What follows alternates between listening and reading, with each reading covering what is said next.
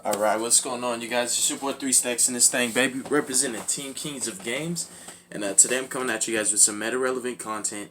Now this is, a huge step for me personally, because this channel does not get a consistent level, I guess, of meta-relevant content. A lot of it is more or less decks and strategies that kind of don't really get the spotlight, don't get to, really get play or see any kind of competitive adaptability. They just never get their time to shine. So that's really the main decks I focus on the channel, pretty much showing you guys what you haven't already seen. Because, it's one thing to showcase meta, which is pretty much what everybody's showcasing, and you see the same decks over and over. But it's another thing to have that kind of just breath of fresh air, that refreshing content, something a little different. So that's one of the main reasons why this channel isn't so based on the pretty much the pertaining to the format, the meta, and all the popular decks that everyone wants to play. You're not going to see a whole lot of that on that channel, because I feel personally you guys see that everywhere else. You don't need to come here to see something that you're probably tired of seeing, if we just be frank with each other. So this is my take on pure Thunder Dragons. I have other variations, as for example, one of the ones that I think is probably going to be the best ones, so far is the best one. It's a Danger Dinosaur Orchest. It's a Danger Dinosaur Orchest Thunder list. It's a 60 card list. It's pretty bonkers, but I'm showing you guys a competitive pure Thunder. This is my take on Thunder. There is two cards that I'm missing in the main deck, and that is Nibiru and Infinite Impermanence. Because this list is a competitive list, and I feel that pure Thunder, in regards to its playstyle, is one of those decks that can easily play hand traps. Its combos naturally take 2 or 3 cards to adapt towards it, and you've got pretty much full combo. You've got the resources that you need, and you normally have that wiggle room. So because the deck has that wiggle room, I decided that it could play hand traps. So I am missing those, but let's get into the list, you guys. Aside from those 2 hand traps, the deck's pretty much complete. So starting off with the main deck, we're going to start off with our normal summons. I play 3 copies of Battery Man Solar, and also 3 Aloof Lupines. Now, I know there's a debate on whether or not you should play 3 of each of them, because some people say playing too many normal summons can be a bad thing. In my personal opinion, I think that 6 normal summons is perfectly fine. It's you're not gonna see multiples every single time, like people say. Like, that's kind of like it's more like a theoretical fear than actually happening all the time, because most people will play 2 of each or play 2 of one of them to avoid ever drawing 3, but they won't do it because they've continued to draw 3 over and over, if you get what I'm saying. Like, I've tested this list, and I don't really have that issue. Like, personally, I don't have that issue. I don't keep drawing Aloof and Solar together. And if I do, that's beautiful, because I either pick Aloof or Solar for this turn, and then I used either the Solar or the Aloof that I didn't use for the next turn. So for me personally, I just feel, that doesn't make sense, because when you draw both of these in hand, you've literally drawn yourself a contingency and a follow-up in addition to your starter for your first turn. So there's no debate for playing less than 3 of these. Personally, sometimes they make your bad hands playable. Sometimes they're the only cards in your hand that are playable. So I just feel that the normal summons of the deck are extremely imperative. So 3 Solar and 3 Aloof. And next up for the Thunder cards, I do play 3 OG Thunder Dragons. Probably one of the best ones just because of Titan. In my personal opinion, because you can generate 4 to 5 pops off of Titan, just recycling OG, like just pitching it 1 for 1, and then recycling 2 back with Thunder Dragon Fusion, and then just activating another one, which is really nice. So I'm sorry, you actually do get 4 pops off of it, which is really legit. In my personal opinion, when playing Pure Thunder, I think that the best card is Titan. The reason being, we'll get there when we get there, is just because of the resource game. But I'll explain you guys how I play Pure Thunder, because I did a lot of research and study, learning how people play Thunder and kind of like figuring out their play styles. And pretty much everybody plays, if they're playing Pure Thunder, pretty much everybody plays the same list. If you're playing Combo Thunder, pretty much everybody plays the same list. If they're playing any variant of Thunder, like whatever variant of Thunder it is, they all pretty much play the same list. There might be 1 or 2 different cards, but everybody net decks each other. So seeing how everybody plays Thunder and kind of just learning how they play and adapting my own playstyle to it, I pretty much developed a strategy alone with just Titan. And it's some crazy resource games you can do with just Titan alone. And I was watching, and I really didn't see any Thunder players doing what I was doing with Titan. And I did it by accident, not knowing I could do it. Then when I realized I could do it, I was like, why don't Thunder players always do this? And sure, people are going to say, oh, that I've been doing it, but I just haven't seen it happen personally. But you'll see when we get there. Then we have 3 copies of Dark. So Dark is essential, you guys. it's funny because the best cards in this deck sometimes are the worst cards at the same time. And I'll make sense out of that just literally because the cards that you play at 3 tend to brick on you because these are all high level monsters, and while you can easily activate a thunder effect, sometimes the struggle becomes getting a thunder monster on the field, which is, you know, again, why I feel that maxing on solar is another good way to go so that you can avoid that issue and that conflict when it arises. But personally, the 3 darks, yeah, they can break, trust me, but also at the same time, there are hands when you need to draw this, and then there's hands when you don't want to draw it. It's just kind of weird. It's this love-hate relationship, like where the best cards are the worst cards. We have 3 copies of Roar. Pretty much the same thing. I like to start my combos up with Roar because Roar always leads to Dark. And what I'm trying to do, every one of my first turn setups when playing Thunder is I'm trying to get Dark and Roar into the graveyard as quickly as possible. Because what I'm going to be doing is just looping them. Pretty much throughout my whole resource game, I'll be able to loop Dark and Roar and trigger them on my turn and in my opponent's turn over and over and over and over and over because of Titan. You guys will see, but the way I was playing Thunder, even a lot of people like around me at the locals and stuff, especially my boy Valente, was watching this like, bro, like this is insane, dude. I have never even seen like this kind of like these shenanigans right here, because it's like the theory and mindset is I want to help me more and hurt my opponent less. So instead of playing more cards to cripple my opponent, I'm going to play more combo pieces that assist my deck, because ultimately what my deck's trying to do is cripple my opponent in the first place. So since that was already the game plan, I figured why not just put more cards or play your deck in a way that's more focused, less focused on crippling your opponent and more on assisting yourself, which is why I play the way I play and use Titan the way I use them. And then we also play 3 copies of Hawk. Hawk is the best Thunder, in my personal opinion. Sometimes he's a lifesaver, and he's like the only card to make pretty much your whole combo live. Also at the same time, he's one of the best recovery cards. So he's pretty I would say versatile because he is a starter, but also at the same time he's one of the best recovery cards, like one of the best follow-ups you can have. Just activate Dark, just activate Hawk for example, Roar, tribute Roar to summon Colossus, activate Roar to summon Dark, link with Roar, link with Dark and the Colossus into a generic, trigger Dark, use Dark's effect to add a fusion, activate fusion, just like, you can pretty much get one Colossus and a Titan just off of resolving Hawk in the mid to late game if you have a Dark, if you have a Roar in your banish zone or your graveyard. It cascades in kind of like this plethora of snowballing advantage. Is really good. And then finally 3 eggs. This is probably one of the worst cards, but at the same time it's normal summonable, and his effect is really good in synergizing with Titan on your opponent's turn. So it's the reason why we play it. And then I play 2 copies of Duo. Personally, it was going to be 3, but I do main deck Dimensional Shifter because I think that this card is way too good to not main deck personally. Because Thunder is probably the only deck that can main it, and it will not only not hurt them but help them more. I feel that you just have to main it. So that's why we didn't want to play 3 duos, because it can conflict with Shifter, and I have had that come up in testing. But ultimately, Duo is just an insane card. For your grind game, managing your resources, you can go from 0 cards to 3. With no cards in hand, just go from 0 to 3 just by dropping a Duo. You can have nothing in hand, top deck Boo Boo, banish Thunder Dragon Fusion and search for a Duo, and then summon Duo by banishing a Dark and an Egg, and then trigger Dark and Egg, search, and get double searches just by summoning your Duo, and this can all happen just by banishing your Thunder Dragon Fusion from your grave. You don't even have to top deck anything good. So this deck's resource game is pretty insane. Its follow-ups are pretty good. It's pretty loopy. The consistency, I say that it mirrors and embodies the kind of like the similarities and capabilities of a Salmon Grade deck, because you're just doing the same thing over and over and over and over and over again.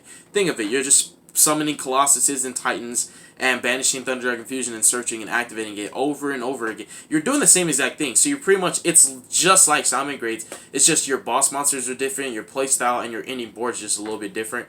But ultimately, the consistency, the repetition, it's all there. So Duo, phenomenal card, standalone. It helps you in your grind. And the other beauty of it is it's in level 8. It's free to summon. It's pretty easy to get out. It also helps you to make rank 8s, which is one of the typical things I like to do with this, because I was going to go for the hand loop variant with Chaos Dragon, Levianeer, and Diabolos, but that was bricking too much on me. It was bricking way too much. So ultimately I said, if I can't handle my opponent, because I knew that Colossus and Titan are just not enough by themselves. Colossus and Titan is not going to beat every deck. Like, play against Prin Kids, put up a Colossus and Titan, they're just going to stomp you. So I knew I needed more interruptions outside of just the hand traps. So I figured having duos is really nice because in your standard combos, if you already had access to Hawk and Thunder Dragon Fusion, you can search this off Dark and then overlay this in one of your extra Colossuses for a rank 8, and then still put out like a rank 8, a Colossus, and a Titan, which is one of my standard boards. Now for the hand traps. And yeah, the thing with going from 0 to 3 with this is very real. Because other things, you can even go from 0 to 4. Because the thing is, when you trigger his effect, he banishes a card from your graveyard to add a Thunder monster from your deck to your hand. So you can search Dinko Seka, you can search for the Kaiju, and plus you can banish Dark or Roar to trigger it. So you can really plus off duo. For the hand traps, I played 3 Dimension Shifter. The hand trap lineup was actually going to be 3 Ash, 3 Shifter, 3 Nibiru, and 3 Impermanence. But I only have Shifters and Ash. So the Nibirus and Impermanence are still coming in. But I definitely feel that main decking Nibiru, Impermanence, Ash, and Shifter are just so insane because all 12 of those hand traps, I think... No, I'm sorry. I'm going to change it up. 6 out of those 12 can be called by, but all 12 of them, or all 4 of them, which are 3 copies of each, can literally change a game state just by resolving him. Like this alters an entire game state by itself. Nibiru changes an entire game state by itself. Because Impermanence can't be called by the grave, it can change a game state by itself. Because the one out your opponent would have to counter, the Impermanence being the call by, them thinking it's like a Veiler, it won't work. So I feel like main decking all these hand traps is extremely imperative, just because they not only play around call by the grave, but because they're so impactful as 1-for-1s that there's nothing minimalistic about that exchange of this for whatever you're ashing. Like, it's insane, you guys. So that's it for the monsters. And then we're going to move forward to the spells. And I play, I think, no traps at all. Yeah, I don't main deck any traps. It would be the 3 Impermanence. And I was debating on whether or not I main deck Mystic Mine. Like, 1 or 2 Mystic Mines in a Metaverse. Because I wanted this deck to... Really, I wanted the deck to have a higher ceiling than pure Thunder. Kind of like a ceiling of a combo Thunder in a sense, if it makes sense. But I also wanted to still give respect to my worst matchups. So that's why I main deck certain cards. Like, Shifter is not going to blow Orcus out, but it can really slow them down a whole lot, dude. A whole lot. Like, the fact that the only recursion they're going to get out of their entire turn is going to be the Dingirsu. And that one attach, it's still going to be sent to the banish zone if you can get rid of Dingirsu on your turn. So just the fact that he can just take away their entire Orcus engine for 1 or 2 turns is insane. And that puts them behind.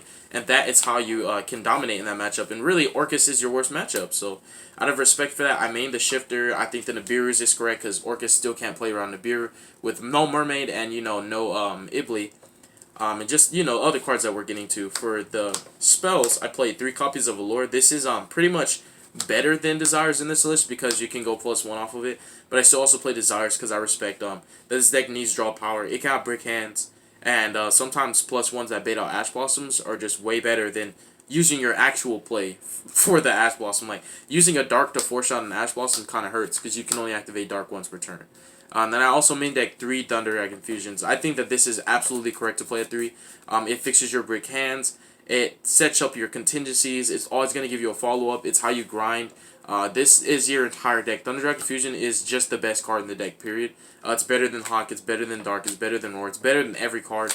It's single-handedly, it is your deck. So I feel that you need to play 3. Not just because of Desires, but I want to open this card as repetitiously as possible. Like, I have to see this card. And if I don't, I'm searching it out. Thunder Dragon Fusion is just insane, you guys.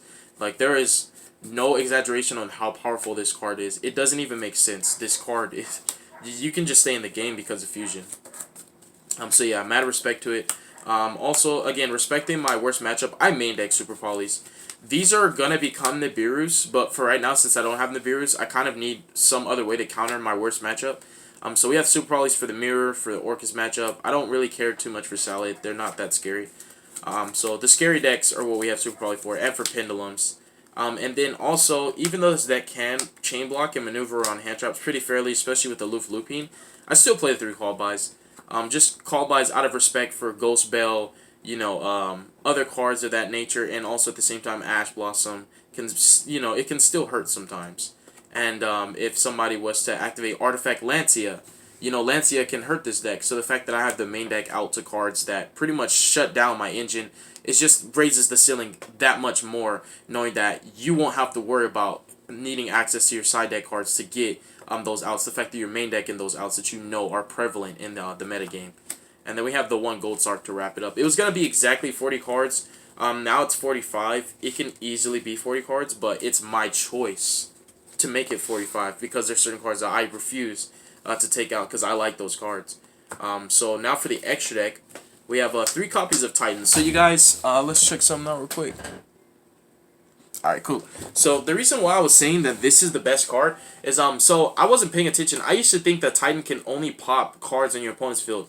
So I was wrong. It pops any card on the field, and also if any of these cards would be destroyed by card effect. You know, he protects himself by battle, but by card effect, period. It doesn't say your opponent's. Like, that's what I was catching, and then I realized what I can do with these cards, and it's genius, actually. So you can destroy 1 card on the field. If this card would be destroyed by card effect, banish 2 from the grave. Same with this guy. It says right here, if he would be destroyed by battle or card effect, banish 1 thunder from your graveyard instead. What's the point you're getting at, 3 stacks? This is why I was saying Titan's the best card, because in your resource game, you can plus so heavy on any deck, any meta deck, just by activating your own Thunder Dragon egg, for example, triggering your Titan, and activating Titan's effect to pop himself instead of your opponent. I did this all the time, and what I would do, remember I was saying about banishing Dark and Roar? I would activate Titan's effect, chaining to my Matrix, or anything I activated, pop himself, banish Dark and banish Roar, trigger Roar's effect to special summon Hawk, or OG, because it's going to get bounced back to my hand during the end phase, and trigger Dark to search for a Thunder Dragon fusion. So just by summoning Titan and activating him on my opponent's turn, I've given myself 2 different follow-ups. I give myself a follow-up from Thunder Dragon fusion. There's a Thunder Dragon fusion in my grave, but now I'm going to search one, and I get to bounce my Hawk back to my hand because it got summoned off Roar. And you do all that just by having a slightly bigger brain than your average duelist, and by taking advantage of your generic effect. The fact that this doesn't pertain to your opponent only, take advantage of that, you guys. As a Thunder player, this should be your resource game. This should be your main go-to. This is how I accumulate so much advantage. Because, like I said, when I say loop, I mean, I'm banishing Dark and Roar off of Titan on my opponent's turn, and then on my turn, I'm going to trigger Titan to pop itself again, and then banish Dark and Roar all over again. Like, it's just going to happen. That's what I'm saying, every turn. So your hand's going to stay filled. You're never really going to run out of the grind game unless your opponent finds a way to out the Titan before you actually use his effect on itself. Because I feel that if I get 1 pop out of Titan, and I can only pop 1 card in my opponent's field, I'd much rather just use that to trigger Titan so that I can get more resources and advantage, so that I know that next turn I'll be able to put out a way more impressive board than I originally did. And then the Colossus, he's cool. I mean, I hate the card because I'm a Herald of Perfection and a Pendulum player. But also at the same time, I think that Titan's a better card. He's just a beast. I'm sorry, you guys. I know most Thunder Dragon players only play this deck because of how good Colossus is. But I think this is the best card. Personally, in my opinion, Titan's better. 1000%, infinitely better. He's better even in Orcus, which is your worst matchup. Colossus does nothing. Titan is your go-to in the Orcus matchup. Like, yeah. You definitely want to summon Titan. He's just insane, you guys. For Super Poly targets, I played... This is supposed to be Starving Venom, not Draco. And then also in the Thunder Dragon Mirror match, people have to respect that Colossus and Titan are Super Poly targets, because you can fuse OG Thunder Dragon and any one of their other Thunder monsters, including their own Colossus, to summon your own. Or you can Super Poly triple Colossus to summon your Titan. So these are the Super Poly targets. I think that if I really was that scared of Salamagrade, I probably would play the Violet. But Salamagrade's not a scary deck to me. It's scary in the hands of a good player, but the deck by itself is not scary. And then this is supposed to be a Land Fornicus, and or, you know, the Lambda. It doesn't matter. And then I have some Summer Summoner. If I had the BLS link, I'd probably play that too. I'm just working with what I got for right now. I got Phoenix, Unicorn, Borload out of respect for the Mirror, Appaloosa out of respect for Nibiru. The Solar combo lets you summon the Appaloosa. The combo with Aloof is just, I've never done it. I've never been able to resolve Aloof and make Appaloosa. But when you go Solar with Hawk, like Solar Hawk, instantly you can make Appaloosa and then make Colossus. And then activate Thunder Dragon Fusion if you had it in your hand. And summon Titan Colossus with Appaloosa, which is pretty nice. And then finally, for the rank 8s, I play the Sky Prison and also Hope Harbinger. Sky Prison's out of respect for Orcus. Again, worst matchup. Salamagrade, okay matchup. Mirror match, annoying. You know, mirror match, it just means now you have to use Hawk from Banish Zone. And then also, this card's insane. Titanic was just the one. Now for the side deck, I side triple evenly. This is for any deck that I play against going second. For back row heavy decks like True Dracos, Stun, Sky Strikers, Pendulums, any deck that's predominantly spells or traps, I side the 3 Eradicators, the 2 Trap Tricks. I play Metaverse, and I play 2 Mystic Mines out of respect for combo. So out of respect for back row decks, I pretty much put in the Eradicators, the Trap Tricks, the evenly matched, and also my deck can consistently search out Dinko. That's why I only play 1. You can search it off Thunder Dragon Fusion, and you can search it off Duo. So most people would want to play more than 1 because you can't, theoretically, you can't search it turn 1 because you have to wait a turn for Thunder Dragon Fusion. But if you're going second and you could trigger Duo that same turn, you can actually search her in your first turn. So she's really nice to have. So you got 4, 7, 9 cards out of respect for back row because back row could be tough. For combo decks, since I already main decked the hand traps, I'm going to be main decking Nibiru and permanences. I'm probably going to find a way to main deck Super Polys, Nibirus, and permanences and all that. I feel I don't need a side that heavy for combo, but still out of respect for ratios. I played 2 Lava Golems, not Spear Modes. You already have Super Polys. I just need this just to cover even more ground. I do play the one Kaiju. I like this. This is also out of respect for the Sky Striker matchup. I really like the fact that Thunder Dragons as a deck can search any Thunder monster, so I take advantage of that. So I play some Thunder techs like this. It's searchable. Your Dinko is searchable. So you have Dinko and Kaiju for your Sky Striker matchup, and they're searchable. So yeah, these just help to kill combo. Really, really nice. So yeah, that's a really cool thing with Orcus, Sky Strikers, and Salamangreats. Salamangreats have the ability to recur any fire monster, so they can loop Ash. Orcus have the ability to search any Dark Machine, and Thunders have the ability to search any Thunder monster. So some pretty cool generic effects that the best decks have. Thank you guys so much for watching this video. God bless you guys. Make good choices. Don't hurt your brain cells. Stay tuned for future content. And let me check the timer. Alright, cool. Yeah. Definitely stay tuned for future content. I got you guys on the uploads and all that. Let me know what you guys think, though. This is my take on, meta deck. I know that there's a lot of different builds, and I would say this: there's not a right or a wrong way to build it. So, regardless if you use this as a template or a blueprint, don't ever consider this as the only way to build a deck. Like there's so many ways that you can build a deck, you guys. You don't have to rely solely on someone's list in order for you to make your deck. Like, don't be afraid to try stuff. If it doesn't work, like, you're never going to even know until you try that stuff out anyways. So, like, don't be afraid to try weird combinations of cards. Just because it looks like it doesn't work, it still might work out, Especially some of the combinations in this deck list particularly. So I just wanted to leave that piece of advice with you guys before I sign out. But I got another video coming for you guys probably sometime this week. You guys just be patient with me, and I appreciate y'all.